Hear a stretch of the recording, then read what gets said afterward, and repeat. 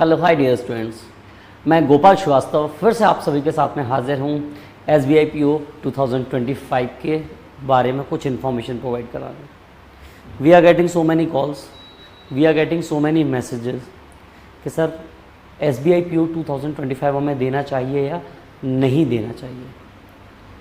तो दुनिया ज्ञान दे देती है आपको कि आप एक एग्ज़ाम ही तो है, एक दिन जाके दें ना, अगर आपका देने का मन नहीं है तब भी। बहुत से ऐसे स्टूडेंट्स हैं जो अदर एग्ज़ाम्स की प्रिपरेशन कर रहे हैं, क्या उनको SBI PO देना चाहिए कि नहीं देना चाहिए। आप अगर ऑलरेडी कहीं सिलेक्टेड हैं देन आपको देना चाहिए या नहीं देना चाहिए। आज इस वीडियो में आप उन सभी लोगों तक पहुंचा दीजिएगा जो सोच रहे हैं कि हम किसी आधार पर SBI PO का फॉर्म भरें या नहीं भरें, क्या इसका फ़ायदा है, क्या इसका नुकसान है। ये सारी की सारी चीज़ें आज इस वीडियो में हम लोग डिस्कस करने जा रहे हैं। तो चलिए स्टार्ट करते हैं।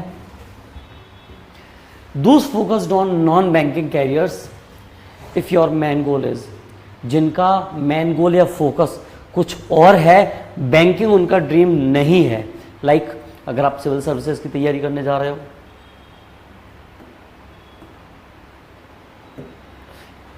अगर आप सिविल सर्विसेज की तैयारी कर रहे हो ऑलरेडी, अगर आप CGL, CHSL और सेंट्रल गवर्नमेंट के एग्जाम्स दे रहे हो, आप डिफेंस, NDA, CDS और CAPF या फिर आप स्टेट पब्लिक सर्विस कमीशंस के आप एग्ज़ाम दे रहे हो, तो प्रॉब्लम क्या होती है कि अगर मान के चलिए हम UPSC कर रहे हैं तो हमारा फोकस पूरा का पूरा रहेगा GAGS पे, हमारा 100% फोकस ही GAGS पर रहेगा। But SBI is all about aptitude. Then कैसे कर पाओगे आप? मान के चलिए जैसे कुछ लोगों का रहता है सर हम PCS कर रहे हैं, MPPCS कर रहे हैं, तो फिर हम क्या करते हैं, हम SBI PO दे लेते हैं तब तक, क्योंकि ये तो 3 महीने, 2 से 2.5 या 3 महीने में आने वाला है।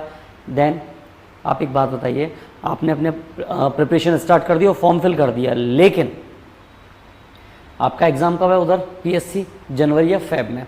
अभी क्या चल रहा है?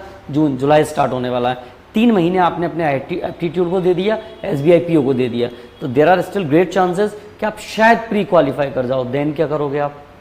इस बात के चांसेस नहीं है कि आप इस एग्ज़ाम को क्वालिफाई कर पाओगे, फाइनल सिलेक्शन ले पाओगे।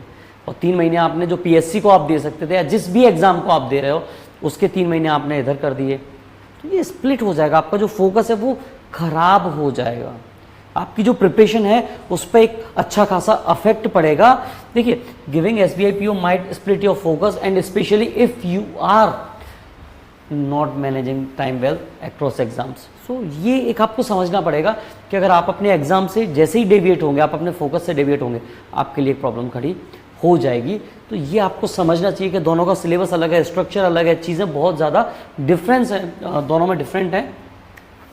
अब जो स्टूडेंट्स एलिजिबल नहीं है या फाइनल ईयर में, आप एग्ज़ाम में फाइनल सिलेक्शन तो नहीं ले सकते ना, और फाइनल सिलेक्शन नहीं ले सकते तो फिर क्या आप क्या करोगे हद से हद कि भाई अपने लिए एक प्रॉब्लम खड़ी कर दोगे कहीं ना कहीं। आप बोलोगे सर मैं अटैम्प्ट तो दे लेती हूँ या अटैम्प्ट दे लेता हूँ, तो यार आप अपना पैसा और टाइम वेस्ट कर रहे हो। अटैम्प्ट के लिए मॉक टेस्ट है, आप मॉक टेस्ट दो ना भाई। हमें पता है कि सीधी सीधी बात कि ग्रेजुएशन की by the cut off date तक अगर आपका ग्रेजुएशन नहीं हुआ तो आपका फॉर्म रिजेक्ट हो जाएगा।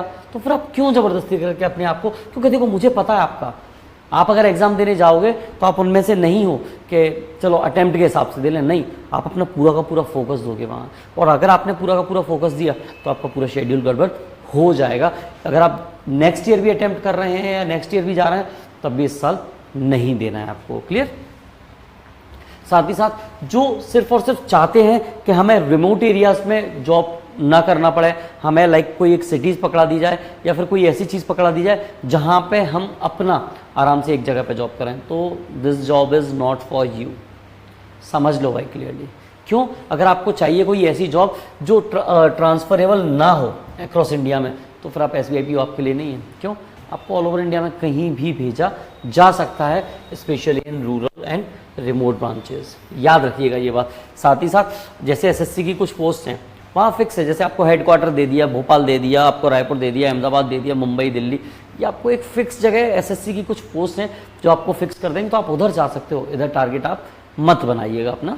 That's very clear. क्लियर?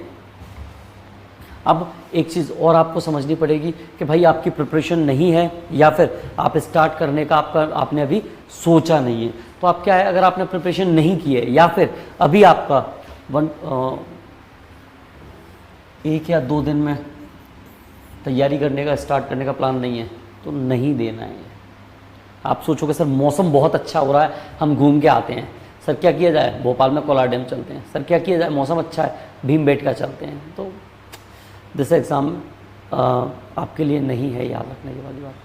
तो ये समझना पड़ेगा आपको कि अगर आप इमीडिएट प्रिपरेशन करने के लिए तैयार नहीं है, 1-2 दिन में अगर आप अपना शेड्यूल बनाने को तैयार नहीं है, तो फिर आपको ये एग्ज़ाम नहीं देना है, क्योंकि एक अटैम्प्ट आपका वेस्ट ऑफ मनी है, और साथ ही साथ अटैम्प्ट, और साथ ही साथ अगर एग्ज़ाम में नहीं हुआ तो फिर आप जो मोरल डाउन होगा और आप जो हर्ट होंगे वो बहुत ज़्यादा दर्दनाक होता है। तो समझ लो इस बात को कि आपको क्या करना है, क्या नहीं करना है, ये चीज़ें आपको अच्छे से समझ लेनी होंगी। और साथ ही साथ आप अगर ऑलरेडी कहीं सिलेक्टेड हैं, अदरवाइज जैसे मान के चलो आपने IBPS पे PO या क्लर्क ऑलरेडी क्रैक कर चुके हैं, या किसी और बैंक में, या फिर ऑलरेडी एक जॉब में सिलेक्टेड हैं, तो फिर बशर्ते आपका सपना ये ना हो कि हमें SBI में ही काम करना है, तो फिर आपको एक एग्ज़ाम देने की आवश्यकता नहीं है। एक सीट ख़राब भी नहीं करनी है आपको, प्लस भाई अपना मोरल भी डाउन नहीं करना है अगर नहीं होता है तो। दूसरी बात याद रखना, ये बात मैं फिर से कह रहा हूँ कि अगर अपना SBI अगर ड्रीम जॉब नहीं है तो आपको नहीं करना है। तो ये सारी की सारी चीज़ें, प्लस आपको SBI के अगर आज से 2.5 से 3 महीने हैं तो हम उस पर एक बहुत जल्द एक पूरा डिटेल्ड वीडियो लेकर आने वाले हैं, तो उस डिटेल्ड वीडियो को देख लीजिएगा, आपको सब कुछ क्लियर हो जाएगा। चलिए मिलते हैं फिर से, थैंक यू सो मच।